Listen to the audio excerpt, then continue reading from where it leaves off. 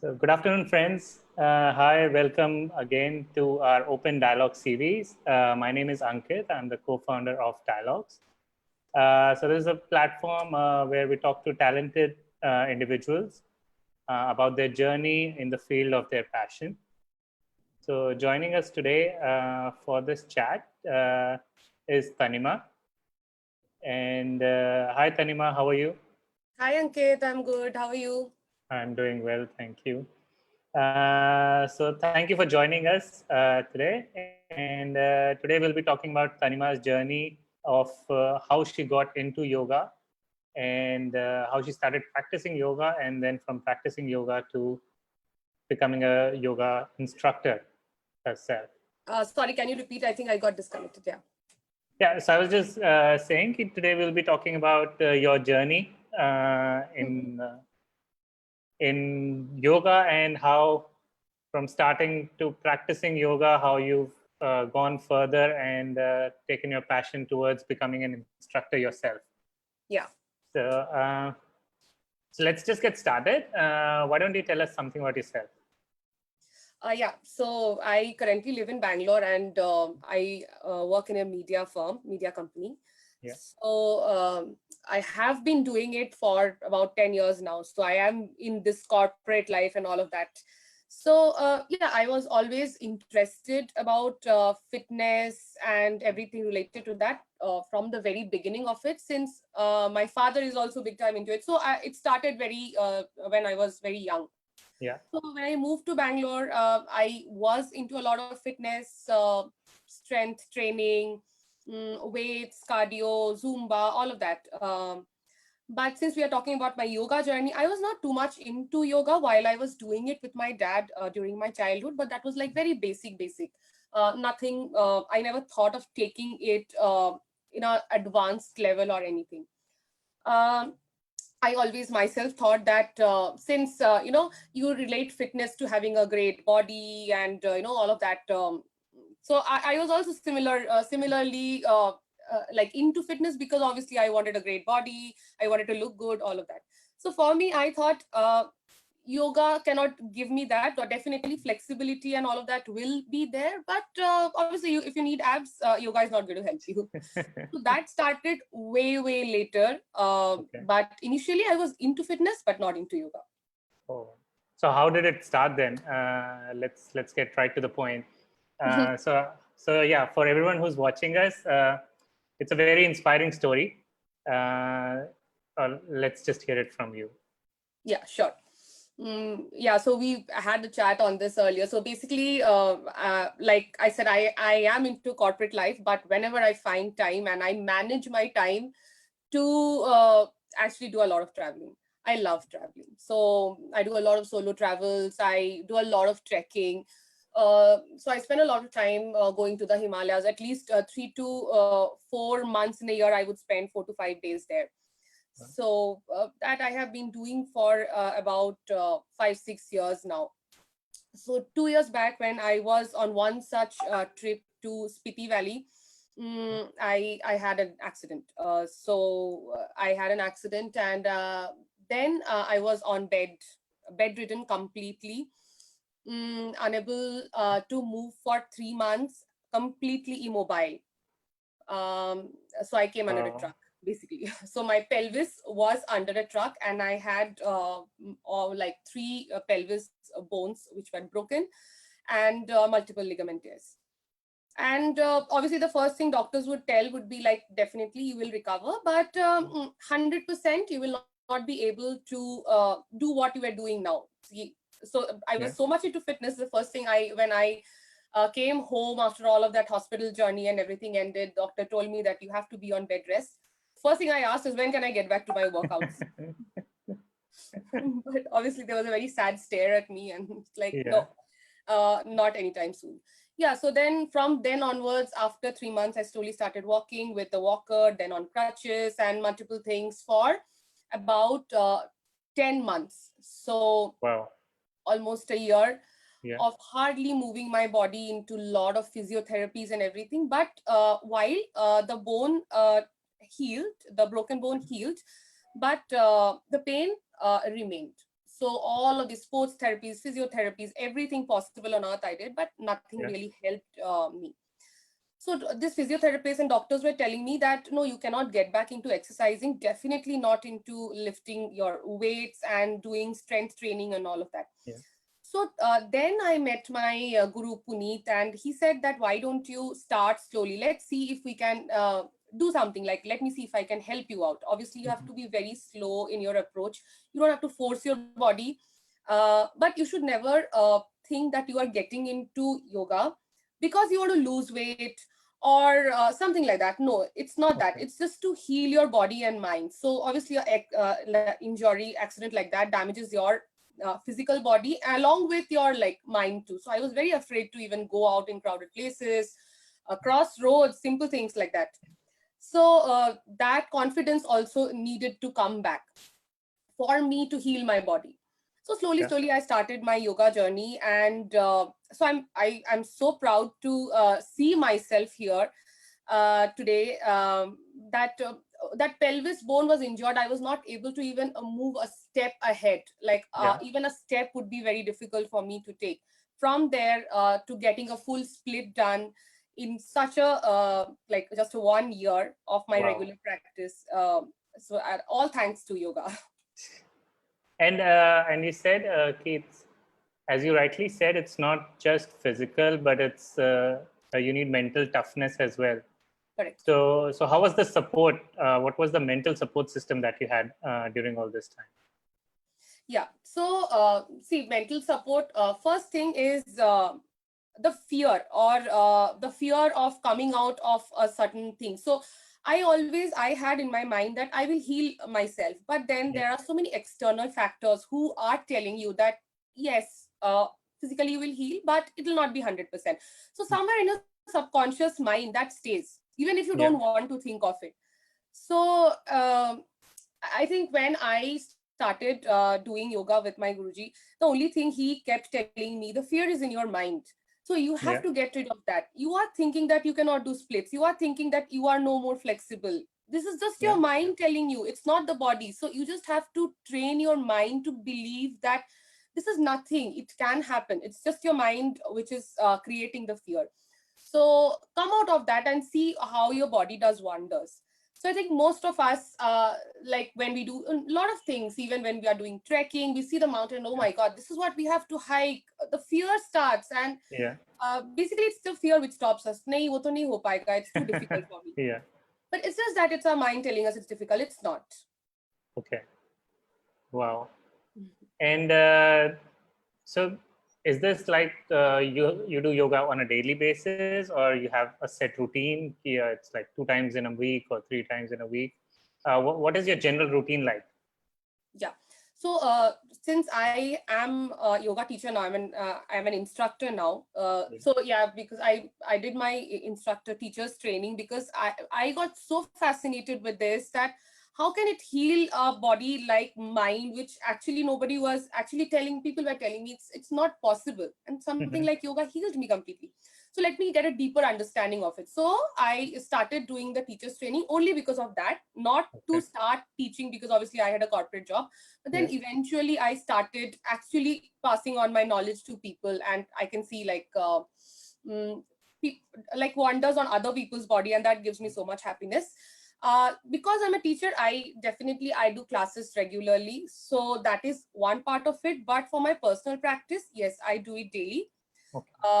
Yes, so that consistency needs to be there. But yeah, once in a while you can take your breaks. But for me, I do it daily, like every day morning. So it's like having your food.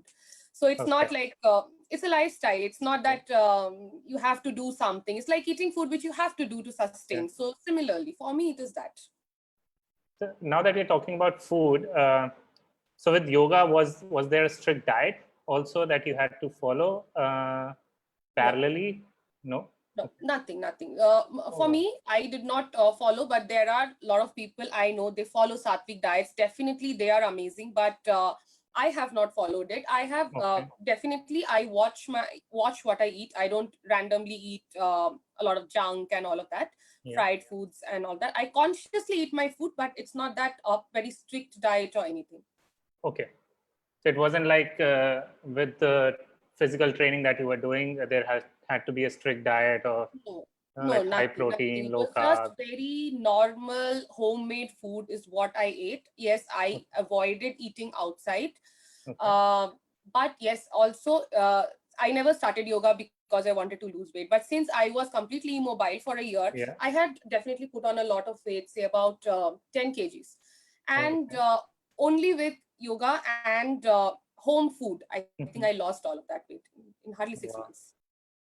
And by the way, everyone who's watching, just letting you know, like Tanima mentioned, now she is a certified yoga instructor, and so she obviously, because of the COVID times, there are a few online classes that she'll be taking from next week onwards, and there's a morning batch and there's an evening batch. You can check out the details on our website dialogues.space in case you're interested. Now let's come to a very interesting something that is very integral to any yoga session, which is Surya Namaskar. So,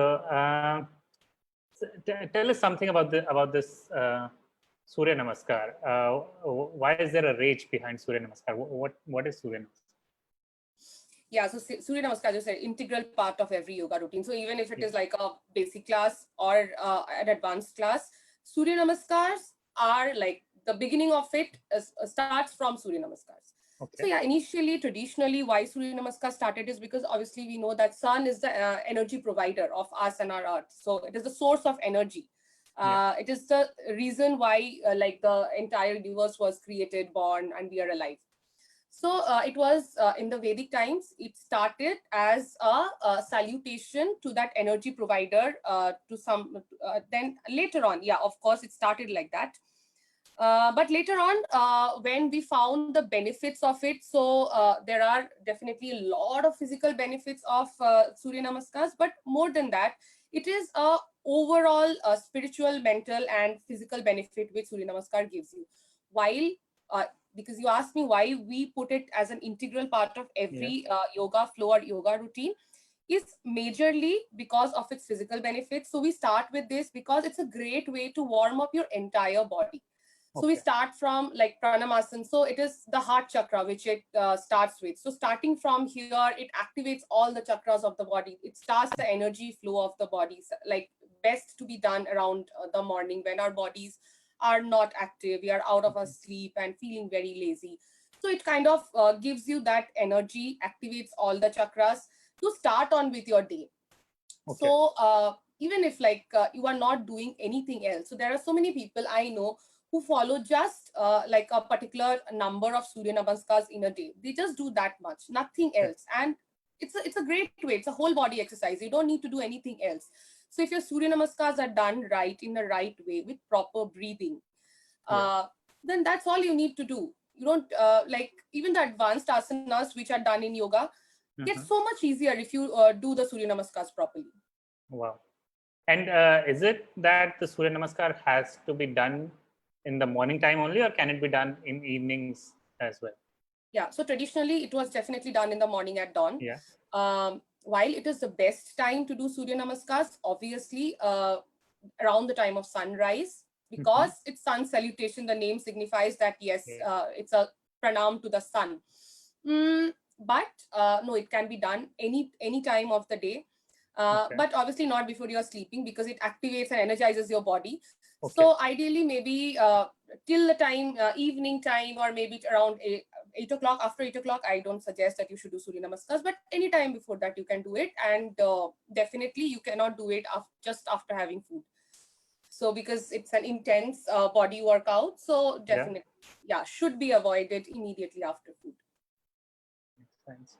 And generally, a number, there's one number like 108 Surya Namaskars need to be done. What is the significance of this number, and how is that related to Surya Namaskar? Yeah, so see, ideally, so when we say how many Surya Namaskars we do every day, Yeah. so basically 12 Surya Namaskars is what we do. So Okay. why 12 Surya Namaskars? Because 12 Surya Namaskars, there are 12 Bija mantras we say. So I'll not get too much details into that, but Bija mantras are mostly few sounds Okay. along with Om, Rim, Cream, something sound like that. And then along with that, our name of Surya. So like Bhaskaraya Namaha. So like that, there are 12 names of Surya, which we say in every time we do the Surya Namaskars. So there are 12 steps and 12 times we do it. So, and again, 108 is a multiple of 12. So plus 108 is a very holy number in Hinduism. Okay. So not just for the holy aspect of it, they say that the distance between the sun and the earth is 108 times the diameter of the sun. 108 times diameter of the sun is bigger than the diameter of the earth. So plus if you see, there are 108 name of gods. So there are these beads which we utter the names of gods. Those are also 108. So basically it says that it's the number of the universe. So Veda says it's the number of the universe. So when you are doing Surya Namaskar for 108 times and you are chanting those sounds and you are breathing in that particular manner which Surya Namaskar asks you to breathe, the exact way. So if you do it 108 times, it actually activates a lot of prana in your body. So it basically detoxifies your body. Again, you can do 108 Surya Namaskars every day if you can. But traditionally, it was usually done during the change of the season, basically during the equinox. So because it's a beginning to a new thing, like the summer ends and the spring starts, spring solstice and all of that, equinox and all of that. So it was traditionally done during that. The rishis and the munis, they used to do it around that time. But these days, like I personally, I do it every Sunday. Okay. Yeah. And believe me, I think I started doing it very regularly on Sundays because after the lockdown started, I was at home, and it actually gives you so much of energy to go throughout the week. And I have felt it myself. Obviously, you have to do it with proper breathing techniques, which Surya Namaskar asks you to do. But it clearly, like all the toxins that are in our body in the whole week, we are putting in so much of toxins, the food we eat and the air we breathe, everything is so toxic around. So it clearly like detoxifies your body. So how many Surya Namaskars generally, coming from a domain expert, how many can a beginner expect to do just to get started? See, there is no such fixed number, but as I said that, so there are 12 Bija mantras and ideally like you should do at least 12 Surya Namaskars to start with. Okay, and that is every day? That's every day. But then again, I'll just explain you how. So Surya Namaskars starts with one set is on the right side. So there are like 12 exercises you perform. And again, on the left side, you do the same thing. So that is one set. Okay. So that's 1 and 2. So you can count it, although it is 1 and 2, but it is counted as one single set. So maybe to start with, you can do 6 sets, which again is like into 2, so 12. So a beginner can do that much, but as a beginner, you can take it like really slow, do it very slowly, don't rush into it. Take your time, maybe take like at least 45 minutes to do all those 12, but yeah, just start slow. When you say 45 minutes, generally, let's say if I've been doing it for a month, so how much time, is it like 2 minutes for one set or 1 minute for one set or 5 minutes for one set? Generally, what is the time? See, Surya Namaskars can be done for many different things. Like, see, I'm not talking about the inner aspect of it, which again, about the chakras and everything, but when talking about what it does to the body. So if you're doing it just to warm up your body, then start it like really slow and do 20 Surya Namaskar just to warm your body up to do other advanced asanas. In that case, you will be doing it like really, really fast. So you might finish 20 in 10 minutes. Okay. Yeah. So, but again, if you are doing it to build flexibility of a certain part of your body, see, you are doing Padahastasana, which is touching your hands to your feet. That very basic asana, which is required for any yoga you do, that basic stretch of your hamstring is required. So if you're trying to activate those hamstrings, again, you have to take it like very slow. You stay in each asana for at least 5 counts and then go to the next. Oh, okay. Yeah. So you can do it in various ways. If you are doing it fast, it is mainly a workout or a cardio. If you're doing it at a medium or slow pace, it is mainly to build flexibility. So it again depends why you are doing it. Okay.